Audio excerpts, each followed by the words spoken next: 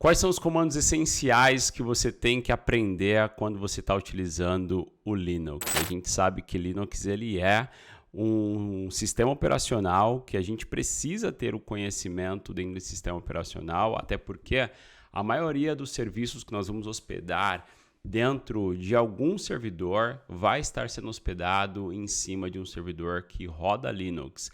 Pensando mais na figura do analista de infraestrutura de redes, Linux ele é uma ferramenta essencial para a sua trajetória e o seu aprendizado. É por isso que hoje eu vou trazer aqui para você os 15 comandos mais relevantes para você poder dominar como analista de infraestrutura de redes usando o Linux ao seu favor. Vou rodar a vinheta e quando eu voltar, eu quero que você tenha se inscrito no canal e dado um like nesse vídeo para a gente poder começar esse conteúdo.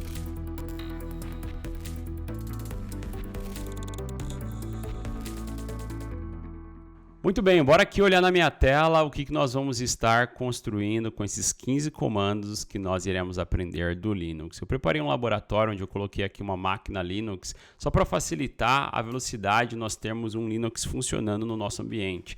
Nada impede de você usar o próprio Linux que você já tem aí na sua máquina, ou você até instalar o Kali Linux que eu já ensinei aqui no canal, como é que você faz o deploy dele. Alguns comandos interessantes que nós temos que conhecer aqui. O primeiro comando deles que eu quero trazer é o comando mkdir e o ls. O ls, ele lista para a gente os arquivos que pertencem a esse diretório que nós estamos. Então, como nós estamos no User Virtual Machine, os arquivos que nós temos lá dentro são esses, sendo que os azulzinhos aqui são pastas que nós podemos navegar dentro de cada uma delas. Nós podemos navegar nessas pastas usando o comando cd e, por exemplo, digitar aqui uma pasta que é a pasta Documents para entrarmos dentro dessa pasta. cd Documents para entrarmos dentro dessa pasta, e aqui a gente já mudou o nosso diretório cd Documents. Se eu der um ls novamente, eu vejo os arquivos que estão dentro de Documents. Se eu der um cd eu saio de Documents e volto para a raiz aonde eu estava.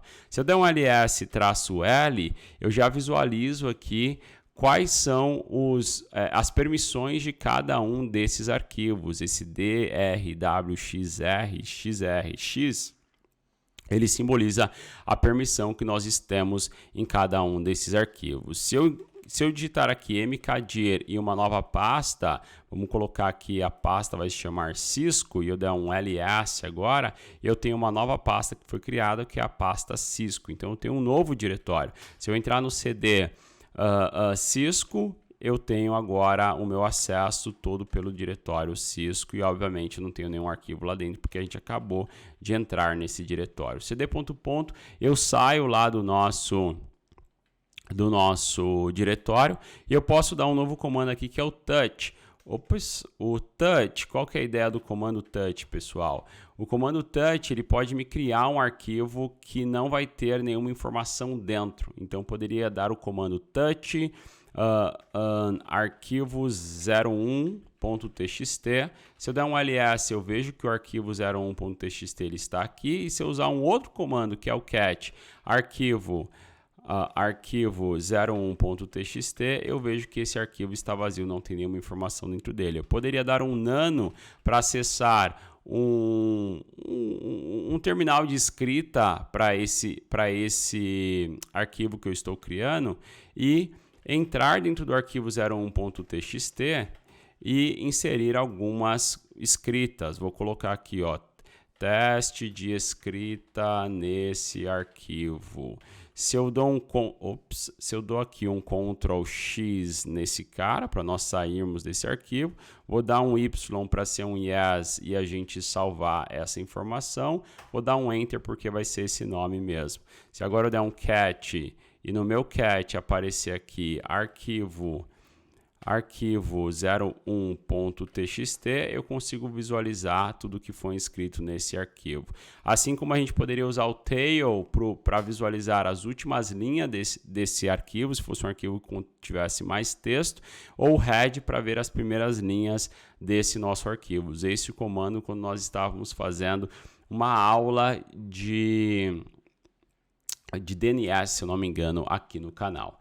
Aqui a gente tem mais um comando que é bem legal, que é o mv, que serve para renomear ou mover arquivos. Se a gente der aqui um ls, eu vejo que eu tenho o sys2.txt. Se eu der um mv sys2.txt e renomear ele para cisco3.txt, com o comando ls de novo, eu vejo que sumiu o arquivo sys2 e agora a gente tem apenas o arquivo cisco3.txt. Um comando também interessante aqui é a gente usar o comando top. O comando top é uma espécie de visualização do gerenciador de tarefas do nosso Linux, né? Aqui, do nosso Windows. Aqui você tem todas as tarefas que estão rodando nessa caixa. Eu dei um Ctrl C para parar esse comando e vou abrir aqui um Firefox só para a gente observar o Firefox nessa nossa lista. Se eu venho aqui de novo e dou o mesmo comando, só que em vez de eu dar o top, eu vou dar um um pgrep, né, um pgrep Firefox para eu descobrir qual que é o ID da tarefa do Firefox, é o 2555. Se a gente der o comando top agora, eu vejo que deve existir aqui o ID 2555 nessa lista. Vamos ver se... Opa, apareceu aqui, ó, o 2555 está aqui nessa lista e nós vamos eliminar agora esse nosso processo do Firefox usando o comando kill e o 2555, que é o kill da tarefa. Percebeu que o Firefox já até desligou aqui, a gente tem agora a tarefa do Firefox encerrada. Um outro comando interessante aqui que a gente pode usar é o df-h, né, -h. df-h é um comando interessante para a gente conseguir observar os espaços em disco que nós temos dentro do nosso Linux e quais são os arquivos que estão ocupando esse espaço em disco. Assim como o comando echo, que é o comando utilizado para a gente imprimir algo na nossa tela. Se eu der um echo Lucas Palma, ele vai me imprimir aqui na tela Lucas Palma, de acordo com a informação que eu coloquei no echo. Por último, dois comandos aqui, que é o history, onde a gente consegue ver um histórico dos comandos que nós acabamos de digitar. Esses foram os comandos, 62 comandos que nós acabamos de realizar. E o último comando, o comando clear, que ele vai limpar a nossa tela e a gente continua fazendo qualquer outra manuseio através do nosso prompt de comando usando o nosso Linux via terminal.